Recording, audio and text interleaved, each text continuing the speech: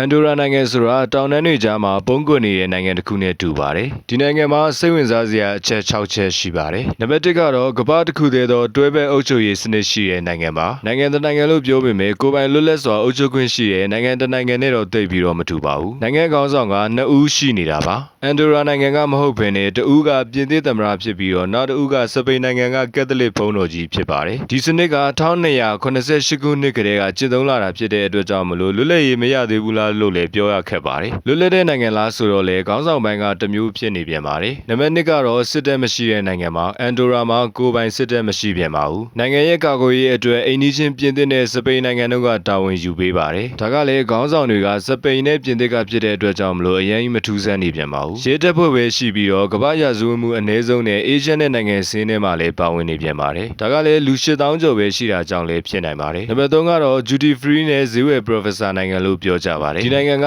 အခွန်လို့ duty free ဈေးဝယ်နိုင်တဲ့နေရာဖြစ်နာမည်ကြီးပါတယ်။အိန္ဒိယဥရောပနိုင်ငံသားတွေကအရက်ဆေးလိပ် electronic ပစ္စည်းတွေကိုဈေးသက်သက်သာနဲ့ဝယ်ယူနိုင်ဖို့အန်ဒိုရာကိုလာရောက်လေ့ရှိပါတယ်။နံပါတ်4ကတော့မြို့တော်ဖြစ်တဲ့အန်ဒိုရာလာဗေလာကပင်လယ်ရေမျက်နှာပြင်အထက်3356ပေမှာရှိပြီးတော့ဥရောပရဲ့အမြင့်ဆုံးမြို့တော်လည်းဖြစ်ပါတယ်။ဒါပေမဲ့မြန်မာနိုင်ငံတောင်ကြီးမြို့ရဲ့အမြင့်ပေကတော့4912ပေမှာတည်ရှိတဲ့အတွက်ကြောင့်မလို့သူ့ထထောင်ပို့ပြီးတော့မြင့်တဲ့နေရာမှာတည်ရှိပါတယ်။နံပါတ်5ကတော့နိုင်ငံရဲ့ GDP 80%ကခရီးသွားလုပ်ငန်းကနေရတာပါ။အထူးသဖြင့်စောင်းရသည့်နှင်းလျှောစီးဝါသနာပါသူတွေအတွက်ဥရောပရဲ့အကောင်းဆုံးနေရာတွေကတစ်ခုဖြစ်ပါတယ်။နံပါတ်6ကတော့အန်ဒိုရာနိုင်ငံသားတွေကကက်သလန်ဘာသာစကားကိုအရန်ကိုတန်ဖိုးထားကြပါတယ်။ဒီလိုနိုင်ငံတွေရဲ့စိတ်ဝင်စားစရာအကြောင်းအရာတွေကိုကျွန်တော်ရဲ့ Pantry account တစ်ခုထဲမှာပဲတင်ပေးနေပါတယ်ဗျ။